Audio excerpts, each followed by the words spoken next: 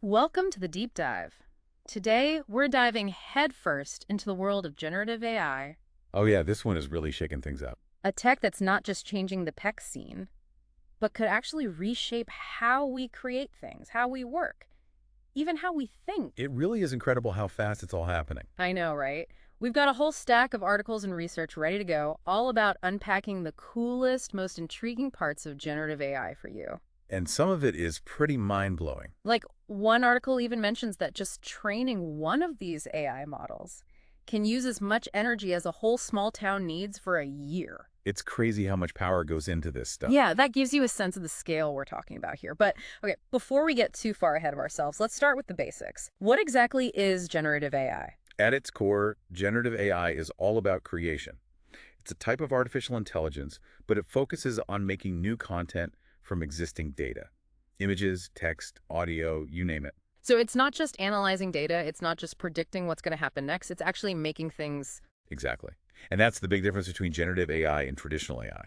Okay, so it's like AI that's gone from being a brainy analyst to a full-on artist. So how does this creative machine work? Is there like a simple way to understand the process? The key is to understand how two main things work together. Huge data sets called training data, and the algorithms that process this data, and those are called generative models. Think of it like this. You're a sculptor with clay in front of you. Okay, I can picture that. The clay, that's your training data, the raw material. It's the foundation for everything. Now, the way you mold and shape that clay, your technique, that's like the generative model. The model's technique is determined by its algorithms. They learn all these patterns and features from the data, and that's how it can generate something entirely new. So the model learns from the data, kind of like an apprentice learning from a master sculptor, huh? But you said the choice of model matters. How come? Well, think about it. Different sculpting techniques are good for different styles. Same with generative models. Different models excel in different areas. Oh, I see. Our research says if you want super realistic images, photorealism, then generative adversarial networks, or GANs, are what you use. GNs. Right. But if you want to capture the essence of some data and create variations on a theme, then variational autoencoders, or VAEs, those are your champions. Got it. So it's like a specialized toolbox. Each model has its own strength, like different tools for different jobs. Exactly. Makes sense. But all this creating must take some serious computer power, right? Absolutely. The infrastructure to run these models, it's huge. We're talking high-powered computers, cloud computing, all working together to handle these complex calculations that go into generating new content. Like having a super high-tech art studio. Exactly. Okay, so we've got the data, the models, the computing power. Now, what can generative AI actually create? It's not just limited to one type of content, is it? Nope, not at all. Yeah. Think of it like a whole ecosystem of different AI species. Each one is specialized in creating a specific kind of content. Wow, that's cool. You've got text-based models that can write anything, Mhm. poems, news articles, even code. Hold on, AI can write code now. Oh yeah, That's wild. So if I wanted a poem about, like, a robot falling in love with the moon, AI could do that. precisely. And you might be surprised how creative it gets. That's amazing. But it's not just text, right? We've got AI that can make visuals too. You bet. So AI can paint masterpieces now. My mind is blown. What else can these models do? Photorealistic images, abstract art, even 3D models. Seriously. Imagine giving an AI some keywords and it generates concept art for your next project. That would be so cool. Or an architect using AI to explore different building designs, really pushing the limits. That's next level. And that's not all. What about music? Can AI write symphonies or like catchy pop songs? Yes, absolutely. We've got AI that can compose in all kinds of styles, generate realistic sound effects, even create brand new musical instruments. It's like having an AI bandmate, always ready to jam. Exactly. This is really revolutionary. And I heard there's even AI working with video now, although that's still early stages. Yeah, video is a tough one, even for AI. But researchers are making progress. We're starting to see AI generating short clips, even helping with video editing. Wow, the possibilities are endless. Filmmaking, animation, even virtual reality experiences. It's like the whole creative world is being reimagined with AI as a partner. Totally.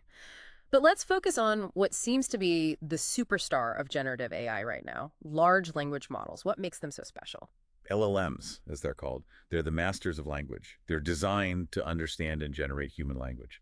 And they do it incredibly well. Super fluent, very coherent. So they're like the ultimate storytellers, poets, even conversationalists. That's a great way to put it. So how do they get so good? What's their secret?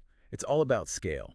The LLMs are trained on these massive data sets, billions, even trillions of words.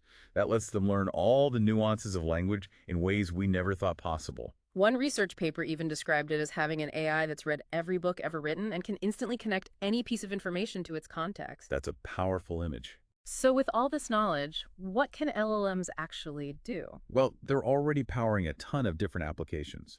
Imagine AI that can translate languages perfectly, write different kinds of creative content, even answer your questions in a really comprehensive and informative way. So they're not just creative tools, they're becoming practical helpers in everyday life. Now that we know what LLMs are capable of, I'm really curious to see how they're being used in the real world. That's where it gets even more interesting. LLMs are transforming industries like customer service, healthcare, education, and more. Let's dive into how they're making a real difference. Sounds good to me. Okay, so LLMs are like these superpowered language wizards changing industries left and right. Let's start with something we can all relate to, customer service. How are LLMs changing the way companies talk to their customers? Well, imagine this. You're on a website, you've got a question about a product. Instead of waiting on hold forever or trying to find the answer in those FAQs, you just chat with an AI-powered chatbot. I do like skipping the hold music. Right. And these chatbots, they're driven by LLMs. They understand your questions, give you accurate answers, even offer personalized recommendations. The whole experience is just so much smoother. No more frustrating phone trees. That's a win for sure. They sure. What about healthcare? It seems like LLMs could really change the game there, especially since information is so crucial in that field. Absolutely.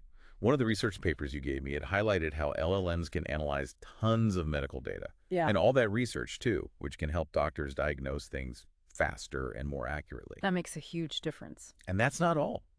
LLMs can also help personalize treatment plans, taking into account individual patient history, genetic information, lifestyle factors, all of it. It's like having an AI medical consultant working with the doctors. Right. Making sure nothing gets missed. That's incredible. And what about education? I can see LLMs really personalizing the learning experience, which is something traditional classrooms struggle with. You're right on the money there.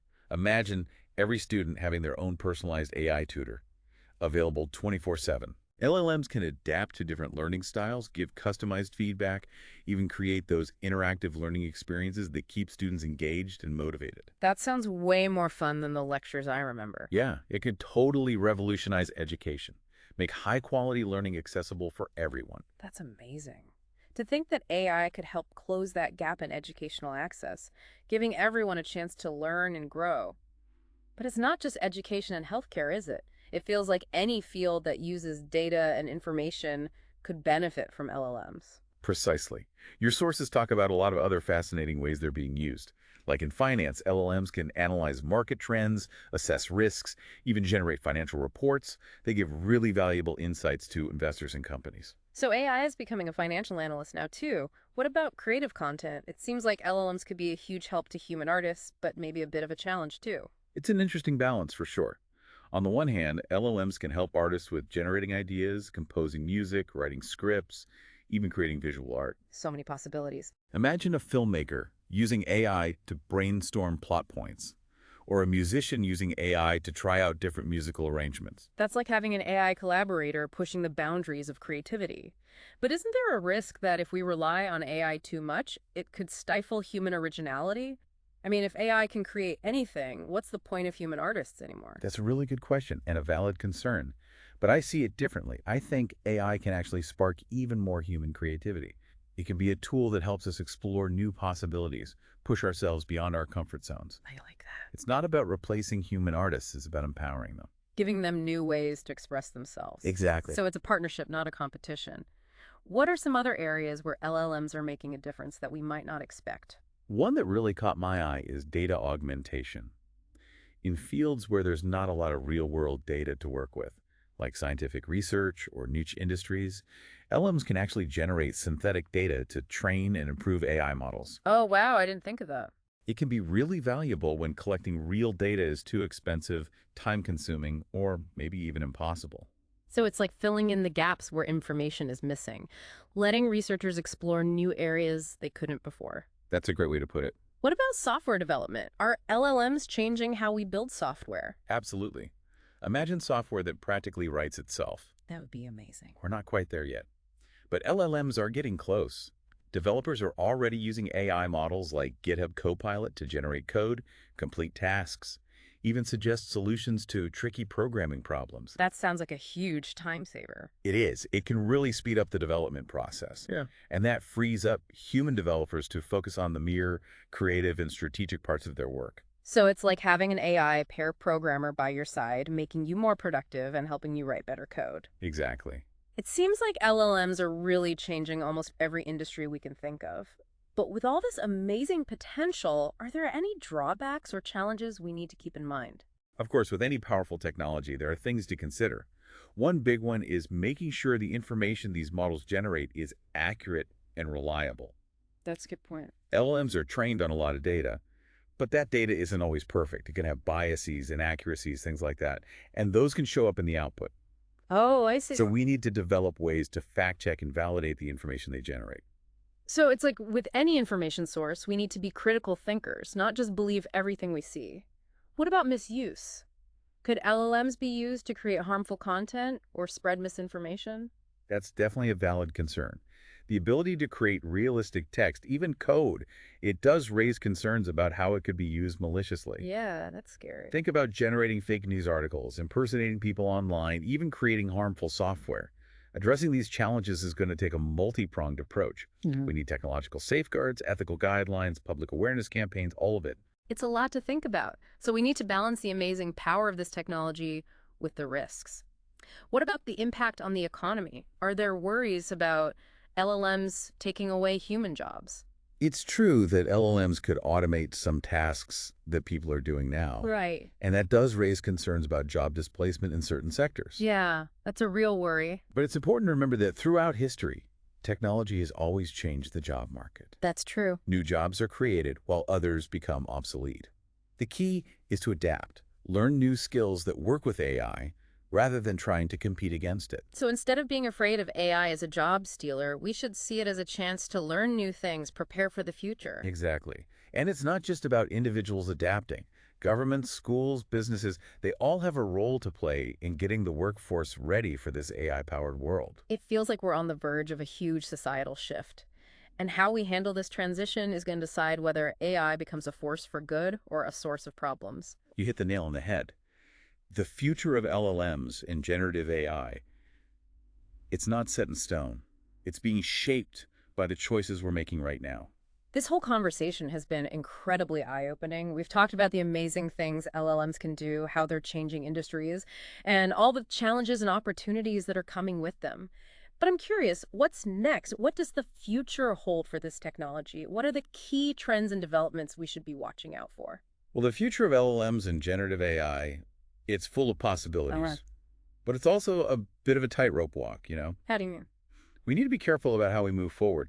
One trend that I find fascinating is the development of these multimodal models. Multimodal? Yeah, these are AI systems that can understand and generate content, but not just in one format, across different modalities like text, images, audio, even video. Wait, so instead of having separate AI models for each type of content, we're going to have AI that can blend them all together. That's the idea, yeah. That sounds like something straight out of a sci-fi movie. It's closer than you think. Imagine an AI system that can watch a video, understand what's being said, and then write a summary of it, create a soundtrack to go with it, even generate a series of images capturing the key moments. That would be incredible. It's like having an AI that can experience the world through multiple senses, just like us. Yeah, that's the power of multimodal AI. So what other exciting developments are on the horizon? What else can we look forward to? One area that's getting a lot of attention is personalized AI. Personalized AI, huh? Yeah, imagine having an AI assistant that truly gets you. It understands your preferences, your learning style, your goals, all of it. That would be amazing. This assistant could help you with everything, from managing your schedule to learning a new language, even writing a novel. It's like having an AI tailor-made just for you. Exactly. A Yeah. digital extension of yourself, helping you reach your full potential. That's a powerful concept. But with all this talk of super advanced AI, it's easy to get carried away and forget about the potential downsides. Are there any concerns we should be thinking about as we go further down this road? Absolutely. With any powerful technology, there are things we need to be careful about. One key area is bias. Bias? Yeah, AI models are trained on huge amounts of data, right? And if that data contains societal biases, those biases can end up in the AI's output. Oh, I So we see. need to figure out ways to detect and fix those biases in AI systems to make sure things are fair and equitable. So it's not just about making AI that's smart, it's about making AI that's ethical, reflecting the values we want to see in the world. Exactly. What other challenges are researchers working on? Another big one is explainability. Explainability. Yeah, a lot of the most powerful AI models today are like black boxes. In what way? We know they work, but we don't always understand why they make the decisions they do. That's kind of unsettling. It can be, especially in fields like healthcare or finance, where those decisions have big consequences. So researchers are trying to develop AI models that are more transparent, models where we can understand the reasoning behind their decisions. So it's the difference between a doctor who can diagnose you but can't explain how they got there versus a doctor who can walk you through their thought process and the evidence. That's a great analogy. Explainability is so important for building trust in AI. Absolutely. And it's not just about trust. Explainability also helps us find and fix potential errors or biases in those models, making them more reliable. So as we move towards this future of increasingly powerful and complex AI, it's clear that we need to be careful, not just about the technology itself, but also about the ethical and societal implications. You're absolutely right. The future of AI isn't set in stone. It's being shaped by the decisions we make right now. Well said. This has been an incredible deep dive into generative AI, especially focusing on those amazing large language models. We've seen how they're changing everything, pushing the boundaries of creativity and raising important questions about the future of work, ethics, and society. It's been a pleasure talking about all of this with you. And as we wrap up, I'd like to leave our listeners with a question to think about. If you could team up with an AI creative partner, what would you create? What dreams would you bring to life? What problems would you solve? The possibilities are really endless. That is a fantastic question. And it really highlights that the future of AI isn't something happening to us, it's something we're all actively shaping. So stay curious, stay engaged, and join the conversation as we figure out this exciting new frontier together. I couldn't agree more. Thanks for joining us on the deep dive. Until next time, keep exploring and keep learning. See you next time.